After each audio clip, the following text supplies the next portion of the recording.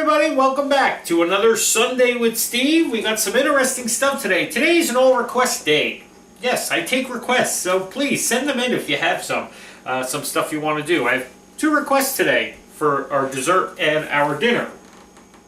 So I'm going to start with our dessert today because we always do dessert first because most of the time it has to chill and cool and blah blah blah blah blah, and then we work on our dinner and then it's ready by the time dinner's done.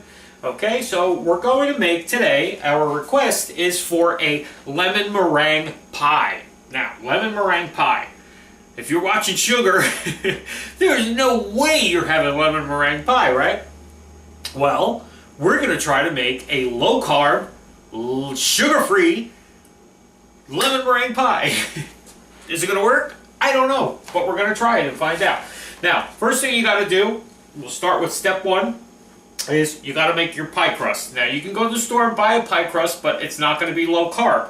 We're going to try to make a low carb pie crust by using our traditional pie crust recipe. I told you a long time ago, I never buy store-bought pie crusts anymore because it's so easy to make your own pie dough that why would you, okay? And if you're going to do a low carb one, you really can't buy your own, okay? And we're not talking gluten-free, we're just talking low carb. Alright, so our traditional way of making it, our food processor here. Now, the difference that I'm going to do to make this low carb is, it's not going to be carb free, it's just going to be low carb, is I'm going to do different flours here to do this, to pull this off, okay? So, I have a half a cup of whole wheat flour, I have a half a cup of coconut flour, which is our really low carb flour, and then I'm throwing in just 1/3 of a cup of regular all-purpose flour. Okay, so there is some carbs in it. It won't be, but per slice, if you break it down, it's not going to kill you. Okay, there's not that much crust on a lemon meringue pie to begin with. So normally, if you wanted to just do a regular pie crust, it's 1 1/3 cups of all-purpose flour, just regular flour. But we're doing this low-carb one. Okay, to that you're going to add a pinch of salt. Okay, a whole stick of butter cut up into cubes. I've showed you this before. And then pop this in the freezer for about 15 minutes because you want your butter to be really cold. The trick with pie crust is everything has to be really cold, okay? So you pop that in there into your food processor. That's it. It's 4 ingredients for a pie crust. That's why buying one in the store, you're crazy. You got everything you need. You got butter, you got water, you got salt, and you got flour, right, in your house. So make your own pie crust in the food processor, and you're just going to pulse this till it kind of comes together.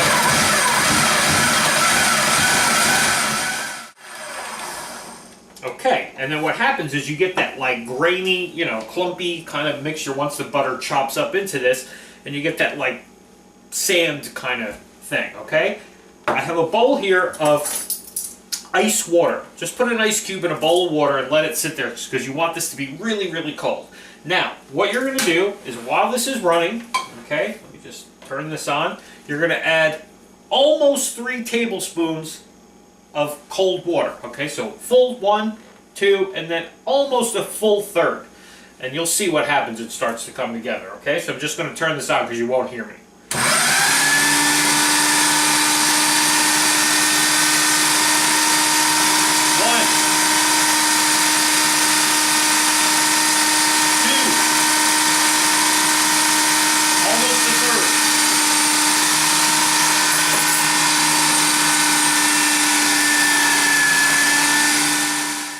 Okay, and that's it.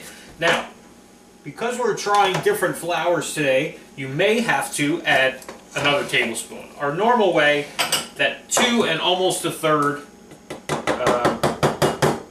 of the water is enough to just get it perfect, okay? But because a lot of these flours need more moisture, like coconut flour, almond flour, they tell you in a lot of recipes to add more moisture when you're using them for baking and stuff because I guess they're just so much drier or something. I don't know. There's something about it that you need more water. But anyway, see now you got this kind of damp, crumbly mix. But look, when you push it together, it clumps. It's like Play-Doh. Okay? So what you want to do is just make this into a ball.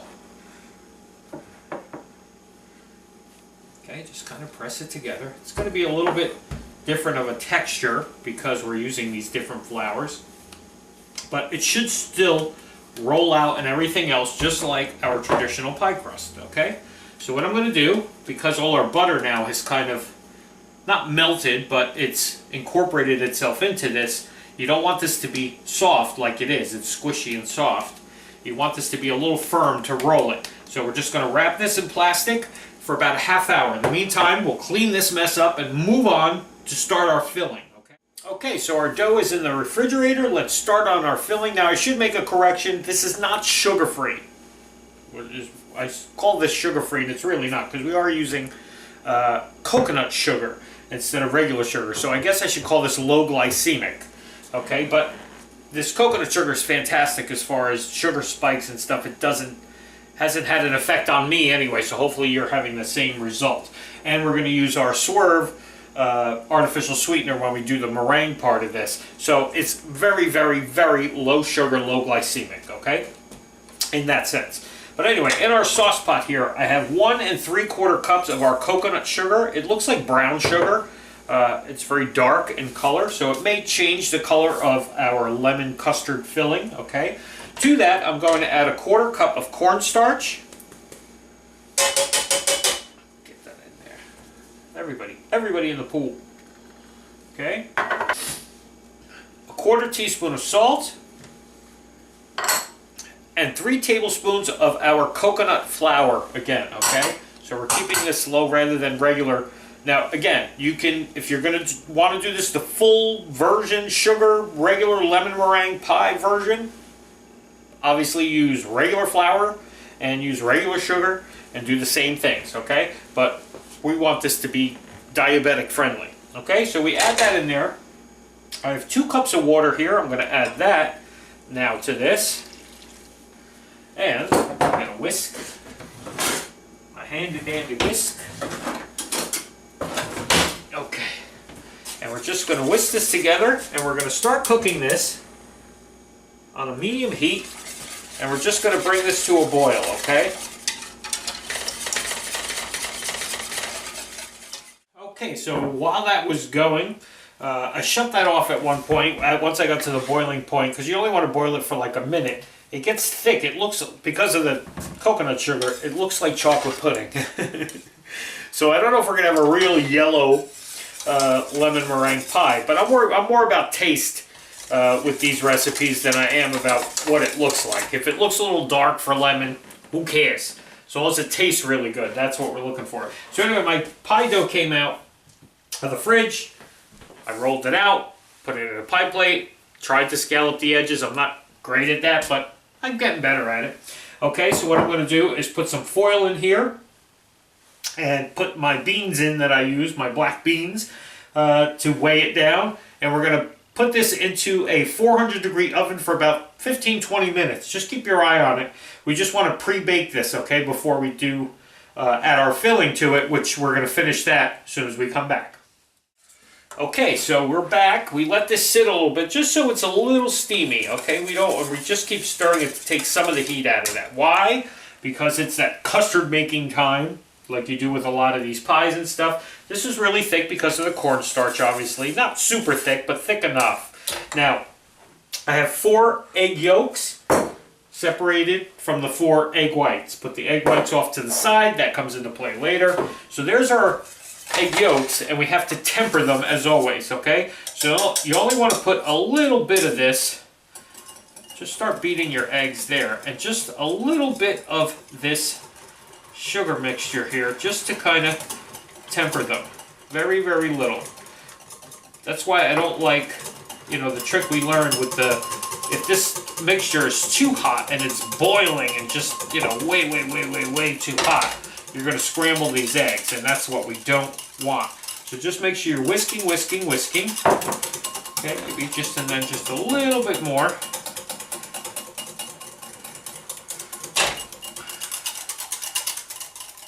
Okay, so you temper those eggs, and then back into the pot. Okay, with the rest of the mixture here. Whisk. Okay, till that's all incorporated. Put this back on a medium heat. And we're going to cook this for about 5 minutes, okay? Just till it gets really nice and thick.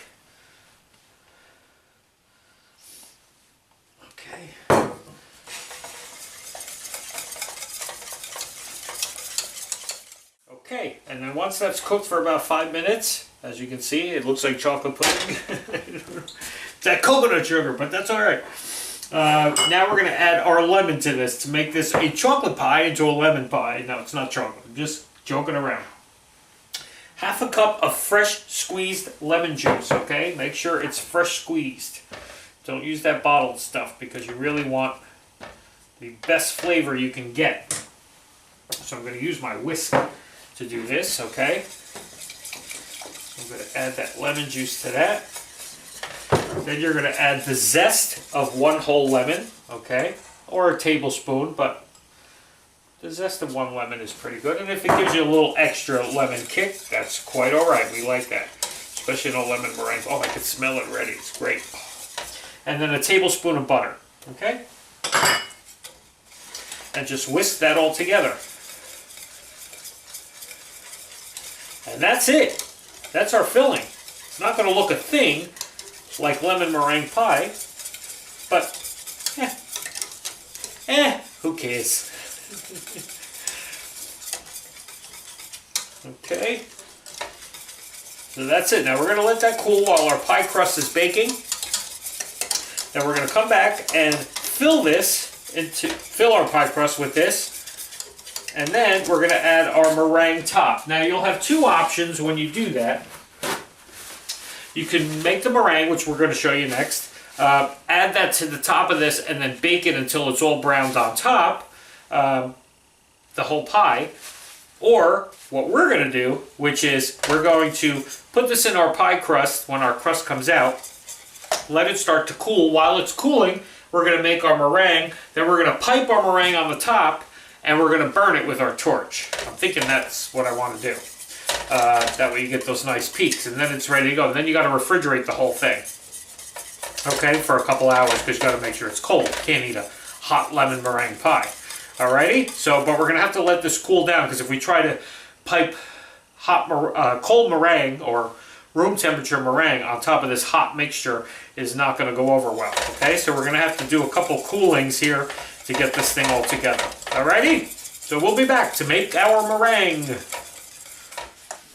Okay, so now we're ready to make our meringue. I'm going to do change of plans here last minute because I can't find my piping bag tips because I was going to pipe the meringue and do the burn thing. We're going to do it the other way, which is put all this together and put it back in the oven and let it brown in the oven, okay? But anyway, sometimes you got to make do. It's all right.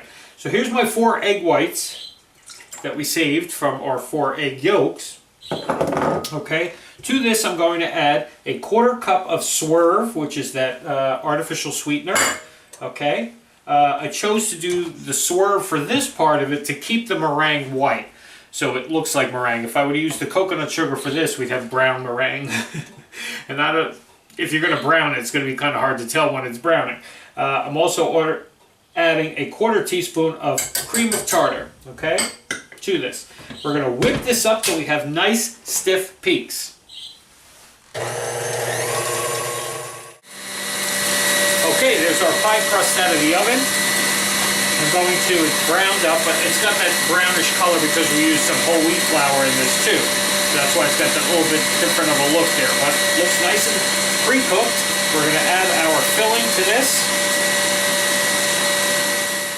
And there's our meringue. Look how stiff that is. That's what you want. It's really stiff meringue, okay? Like that. Look at that. Okay, so now we're going to just add this to the top of our pie here. Do the best you can to try to cover the whole pie. It's going to be tough to do without piping it. Piping would have been much better, but we got to make do with what we got, okay? Need some help with this one. Get a knife here so I can kind of scrape this on there. Okay, just do the best you can to evenly cover your custard filling, okay? Thankfully it makes a lot of meringue. 4 egg whites makes a lot of meringue, let me tell you. Okay, so you just kind of smooth it out as best you can.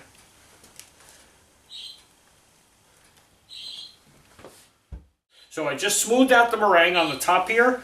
I would have rather piped it, made a fancier presentation, but that's okay. Back into our 400-degree oven for about 8 minutes. Keep your eye on it. We just want this to brown on the top here if we can. If it seems like the crust is getting a little too brown, we'll take it out and we'll just torch it ourselves and do it like that. Which I can do now, I guess, but without the little spiky meringue things, which I really wanted for this pie.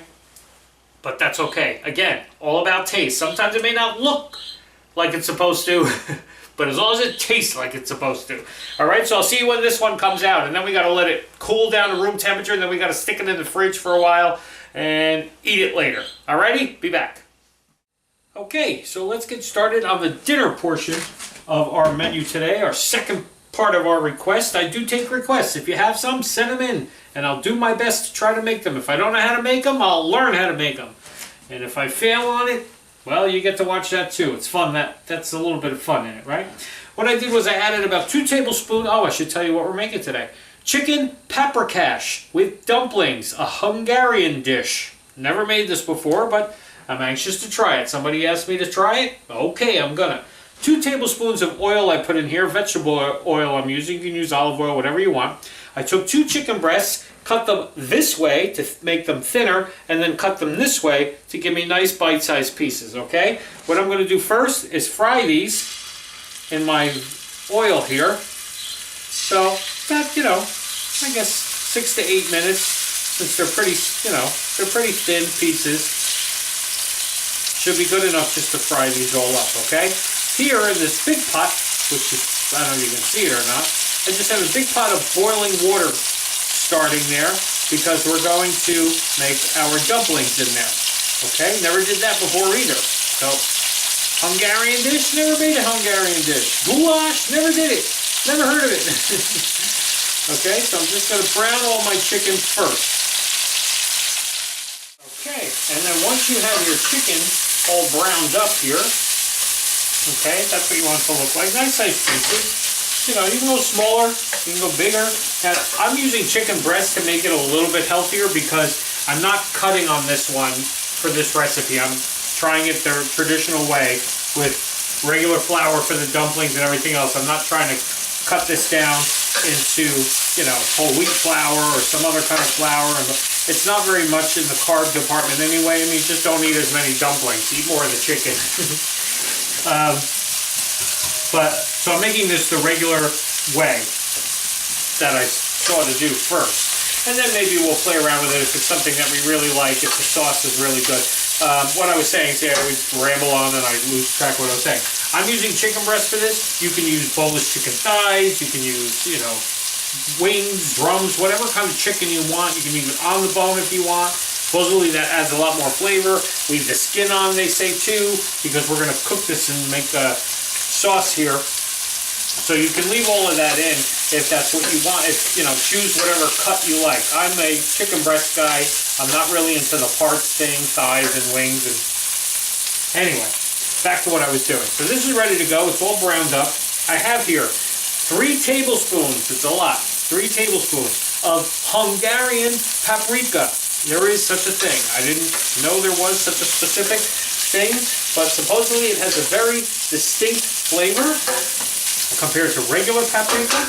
So they say if you can find it, use it. And I found it, so I'm using it. Okay, you're going to sprinkle that onto your chicken. 3 tablespoons, okay, it's a lot. Then I have 2 tablespoons of onion powder. What it said seemed pretty common. I was going to do either onions or real onions or shallots, because I thought maybe that would work, but this is what it said to do, okay? So I'm just kind of mixing this and coating the chicken with that. Then to this, I'm going to add a teaspoon of salt. You don't really need a lot because we're going to be using chicken stock, which usually has some decent amount of sodium in it already. So go lighter if you want on that. You probably don't even need to use it, but I'm using it. 1/4 teaspoon of fresh black pepper, okay? Just mix that all together. Whoops. Back in the hen house. Okay, and then what you're going to do is add a quart, 4 cups of chicken stock to this. Okay, you can pour a little bit in first and just use it to deglaze your pan to get all those scrapings off the bottom. Okay. Wow, it's got a heck of a steam flavor there. Okay, so I'm just going to add all of this to our chicken here. Now what you want to do is bring this to a boil. Once you see you got a boil going here, you're going to put a cover on top of this, and you're going to let it simmer for about 25 minutes, okay? And really just let it cook down. So let me just get this to a boil, put it down to a simmer, and then I'll be back to tell you what to do next. Okay, so while that's simmering, I'm almost ready to go here. In a bigger bowl here, I'm going to take 3/4 cups of all-purpose flour. It's not a lot of flour anyway to add to this. I mean, it's a little bit, but it's not going to kill you, okay? 3/4 cups of flour, about 10 ounces of sour cream. This is going to go into our sauce and become like our thickener and make it like this creamy sauce too. And I have about 2 cups of water. Okay? And what I'm going to do is just whisk this together, okay? So you have like a nice smooth mixture here.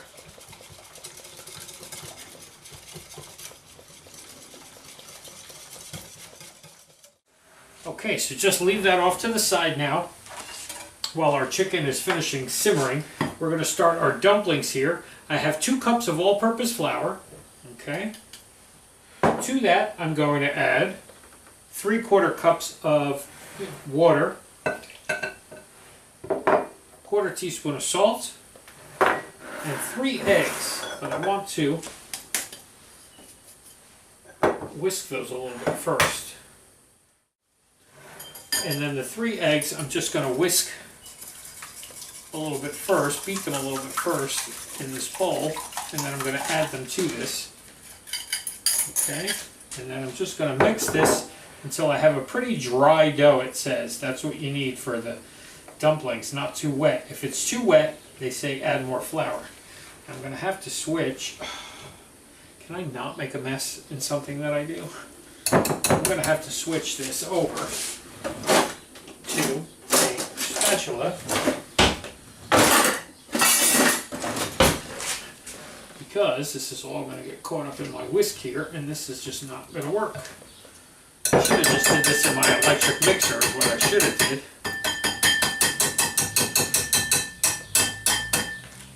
Okay, now I've made a huge mess here. I'm just going to finish mixing this all together with this spatula. Okay, and like I said, they're looking for a dry mixture, they say. You don't want it too wet. If it's too wet, add a little more flour. Okay. Okay, so there's my pot of boiling water. Now, they say you can use the 2-spoon method and scoop some and scrape it into the thing, but I don't know, it makes weird shaped dumplings. I kind of want round dumplings. So I'm going to use my cookie scoop, and hopefully this works. And I'm just going to take a scoop of my batter here and just drop it right into the boiling water, okay?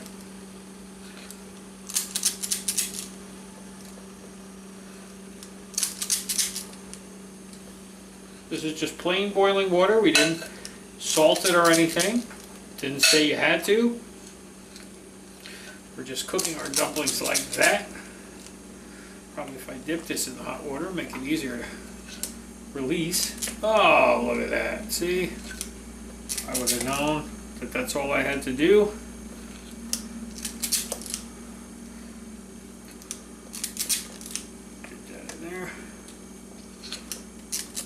Trying to make sure they don't sit on top of each other because I don't want them to stick together. And you're just going to boil these for about 5 to 6 minutes, okay?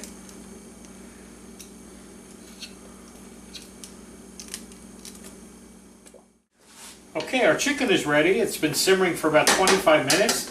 What you're going to do now is take some of your hot liquid and put it in this sour cream mixture and temper it just like you do your eggs, because if you try to do it all at once, if you just dump this into your pan here, it would probably curdle the sour cream.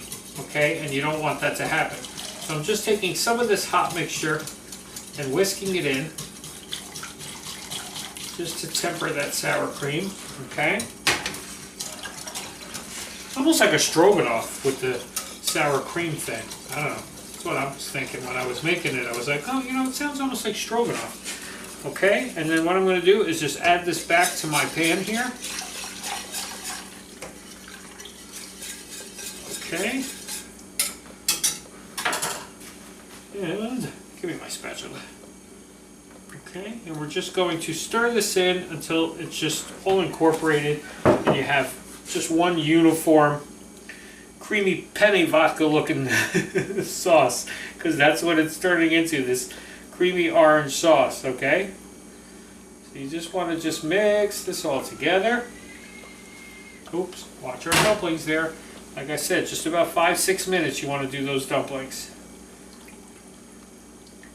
I have no idea what this tastes like. I haven't even tasted it as I was going along, which I probably should have. But I guess I wanted to wait until this sauce part got in here. Okay. Okay, and that's pretty much it. There's our dumplings. I mean, they came out really nice. So I'm just going to take a couple dumplings. They're still hot. Okay, I think about 5 dumplings or so. And then I'm going to take some of our mixture, which I can take off the heat now. As you can see, it's kind of really thickened up. So you want to go in there and get some of your chicken. Kind of just take some of your sauce and put it over your dumplings. Like that. And that's it. Chicken paprikash with dumplings. A Hungarian staple, from what I'm told. Alright, let's jump right in there while it's hot and fresh, and let's see what we got. I'm going to take a little piece of my dumpling here. Those look pretty darn good. Let's try a dumpling by itself with just some of the sauce.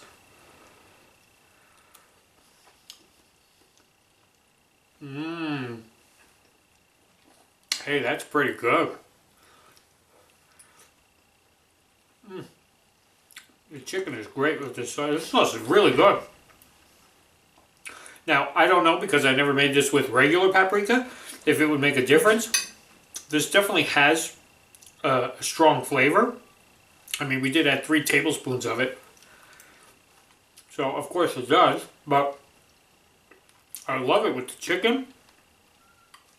And I love it with the dumpling. So let's get a combination of the chicken and the dumpling and the sauce. Let's see what we got.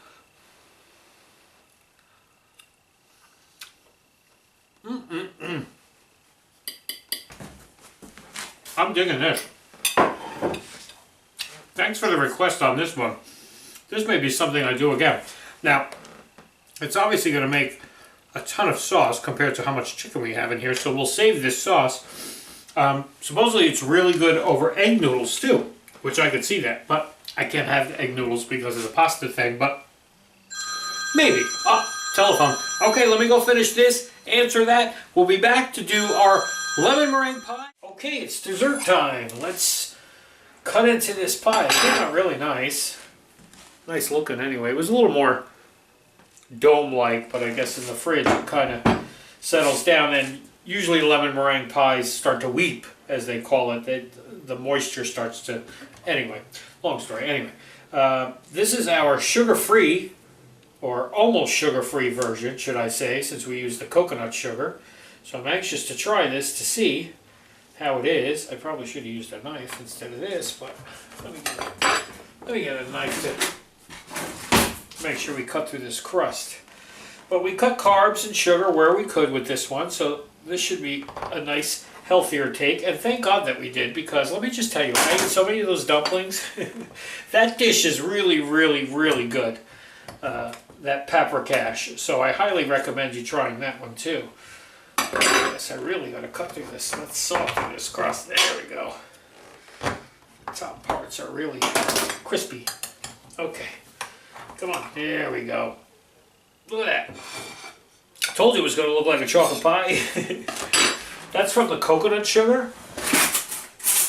They gave it this brown color, but this thing really should taste very lemony. As you can see, like I said, it's wet, very wet because it weeps. Your lemon meringue pie weeps, is what they call it, but it's all about taste. So let's see if it works with this sugar freeness. Okay, and the coconut flour we used for the crust made it a little healthier too, and the whole wheat flour.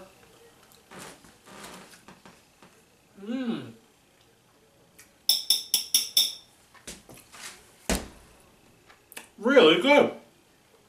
It tastes just like lemon meringue pie, even though it don't look like one. The flavor is spot on. Definitely lemon meringue-ish. The meringue is perfect too. I mean, as you can see, it's very fluffy and oh yeah. And we used the swerve for that part of it, so it would keep that meringue look. Even though I knew this wasn't going to look like lemons. But oh my goodness. Satisfy your sweet tooth without killing them the sugar and the carbs. Alright. Time to talk movies. First movie we watched was An American in Paris with Gene Kelly. Amazing. If you've never seen a Gene Kelly movie, I mean, this guy can dance his off. I mean, oh my God. Great story, love story, a lot of songs. Some songs you'll know that you've heard over the years here and there. But really well done. Like I said, I believe it's on Broadway now. I highly recommend seeing this. If you've never seen, even if you're not a fan of musicals, so to speak, it's just really the artsiness of it and the the dancing and everything. It's worth seeing. Definitely worth seeing. Anyway, on to our next one. Our other movie was The Manchurian Candidate. See, now I said last week that I'd never seen remakes, but I think I might actually go and see the remake of this. Because it was really good, but at times it was a little, I don't know, it was a little confusing because it's like this whole like brainwashing conspiracy thing going on. And I'd like to see maybe a current take on that, because it was an older movie with Frank Sinatra. I think I'd like to see how they remade this, to see if they made it even better, because it was really good, but I'd like to see if they gave it, you know, a modern take on it, and I don't know. This one I might see, the reversion with Denzel. But alright, let's move on. Let's figure out what we got to see for this week, counting down on our list. Okay, 2 great movies this week that I've seen a bunch of times, and I'll be glad to watch again. The first one, number 66, 1976's Network. If you've never seen this, with William Holden and Faye Dunaway, you must see this movie. Okay? I'll tell you what. I'm definitely watching this one again because it's that good. I'm running to my window because I'm mad as hell and I'm not going to take it anymore. And that's all I'm going to say. Some of you know what I'm talking about. Some of you will find out. Our second movie is number 65, 1991's The Silence of the Lambs.